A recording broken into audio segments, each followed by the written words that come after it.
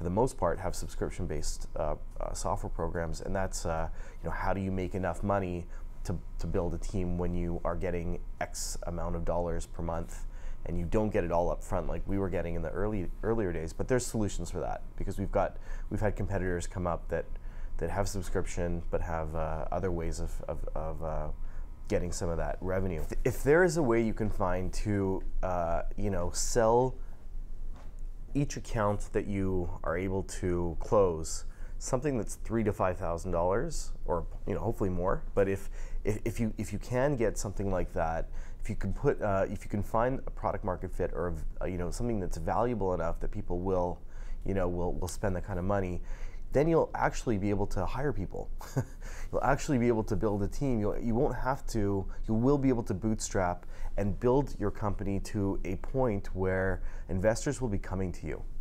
You have to find, in those bootstrap years, your distribution strategy. If you can't afford to hire 50 salespeople, and you don't have, and of course, if you're an online business and you're doing it all through marketing and lead gen, and we'll talk about some of that stuff later, there's got to be guerrilla ways to get your product out there and to market it. There is something that is very important about being able to build something from your own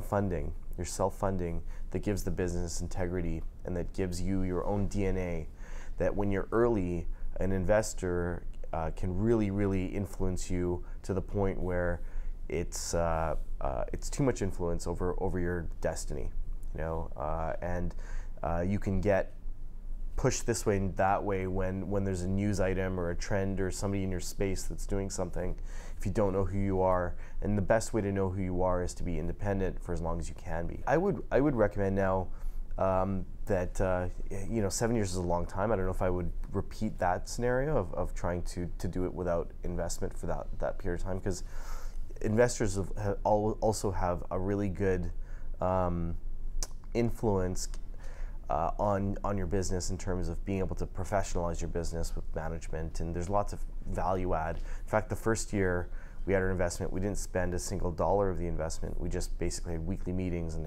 they helped us redo our company in terms of management, in terms of systems, in terms of processes. They just professionalized what we were doing. So that's it. Thank you, guys. Leur structure de vente est très impressionnante. J'avais déjà entendu parler de comment est-ce que, justement, qu'est-ce qui les différenciait. Il y a des éléments aussi qui ressemblent par rapport à nous, ce qu'on a vécu dans nos premières années aussi, puis qu'il a vécu aussi par rapport à sa stratégie de distributeur, etc. Comment il est en mesure d'attirer des compagnies qui revendaient ses produits. Puis ensuite de ça, comment il a construit sa force de vente, dans le fond, à l'interne, quand il a eu les moyens de le faire. Puis, ouais, c'est super intéressant. Ça m'a beaucoup touché parce que Lightspeed, c'est un produit qui a une très grande différence. Un de leurs différenciateurs principaux, c'est l'expérience usagée.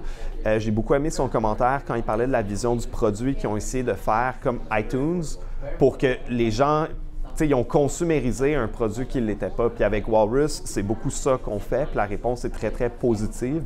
Donc, de permettre à n'importe qui de faire son propre mur en moins de 2 minutes, mettons, ça, c'était quelque chose qui était directement dans la vision du développement de produits de Walrus. Puis ça m'a beaucoup rejoint, puis ça a un peu légitimisé le fait qu'on est dans la bonne direction. Mais je trouvais ça intéressant d'entendre un peu un discours qui est à contre-courant, ben pas à contre-courant, mais qui est différent sur l'investissement, parce que ce qu'on lit partout, c'est vite, vite, vite, ça prend de l'argent, ça prend de l'investissement.